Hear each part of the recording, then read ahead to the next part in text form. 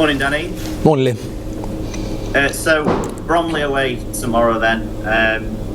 Probably one of the toughest away games in the National League, if not the toughest. Why do you think it is so difficult for teams going down there?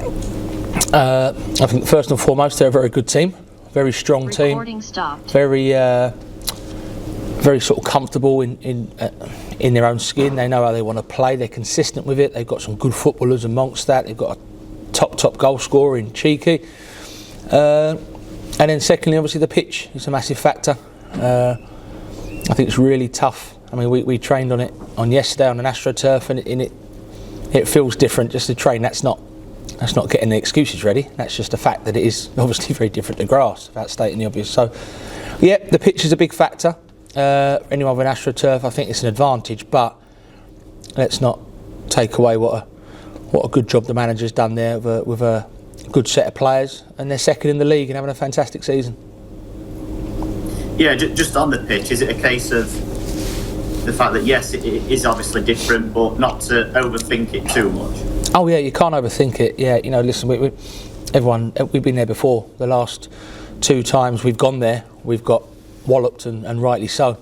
So there's no, and that wasn't, we only lost because of the pitch. We lost because they were the better team both times. So we have to try and turn the tables. We have to go back there, and hopefully the law of averages work in our favour, and it's third time lucky over the last three seasons, because they'll be going for the win tomorrow for obvious reasons, and we need to make sure that we try and extend that gap at the top, but we're under no illusions it's going to be an extremely tough game.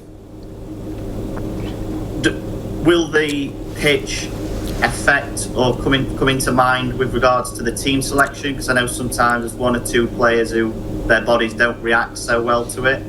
Maybe they're the things we're going to go through today, Liam. You know, as you know with me, mate, I won't give too much away today, but yeah, we'll go through those things today. But that certainly has been the case with a couple of lads earlier in the season. I think now maybe lads are maybe a bit fitter than they were at the start of the season. There's maybe a different level of robustness amongst them. Maybe that might not be the case this time, but we'll wait and see. It is obviously first versus second, but there's 23 points between you. But at the same time, you want to sort of justify, why you are so far ahead of them, and because a defeat tomorrow is probably not going to be the end of the world, but you want to sort of send out a message that this is why we're top of the league. Yeah, and I've said it many a time. I think it's a good point you're making. I just do think the race is very far from run. And it's easy for people to scoff at that, really, but it's how we are approaching everything. We've approached it from when we were only like 5 or 6 points clear after Barnet earlier in the season to now where it's 23. Our mindset hasn't changed, and I think that's part of the reason why we've been so consistent. What we can't afford to do, and it won't happen, is to get complacent. The players get complacent and think we can go to Bromley and if we lose, doesn't matter. It's still 20 points. That mindset really isn't coming into anyone's thinking, because football changes very quickly. A few months ago we lost at Southend and their fans were celebrating like they'd won the World Cup, and now they're in a relegation fight, and that's no disrespect, I'm just saying how quick things can change. We suddenly go to Bromley, don't turn up, get beat, go to Halifax, get beat.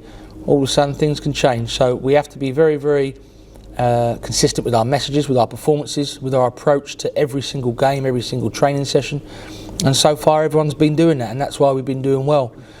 So I don't think it's a case of justifying anything. I think it's a case of being realistic and saying to win this league we have to maintain the form that we've shown until now. Have you got a number of games in mind where you're thinking, okay, if we win that X amount of games, then it's going to be done? No, I think if we were to keep winning, we drew against Ebbsfleet. If we were to win games, game after game after game, and Bromley, Barnet, Solihull were losing, then things happen a lot sooner. I don't think they'll do that for a minute. I think them three teams specifically will keep winning. Hopefully not tomorrow for obvious reasons, and we have to make sure that we keep them at bay. So no, there isn't any targets. I think that the moment you start doing that. We haven't done it from the start of the season. A lot of managers do. A lot of managers get a flip chart and say there's the targets each month, and there's an argument for that. There's nothing against that way of doing things monthly, but we haven't done that at the start, so we certainly won't be doing that now.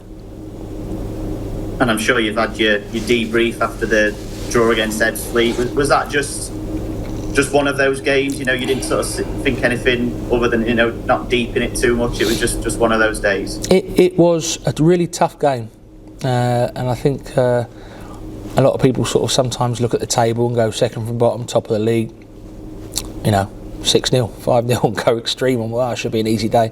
And we know it doesn't work like that, especially when they've got a new manager coming and livened them up. Good point against Oldham. They've got some good players, and I think we have to give everyone respect. We've got a lot of respect off people this year because our league position and how we've played and how we've gone about our business. But we also have to respect a team down the bottom that's fighting for their life, with their careers on the line and potentially going back to part-time next year. We have to respect the fact that they're not going to come in and roll over. They've got some good footballers who have played at a lot higher level, and for whatever reason they are down the bottom of the league this season.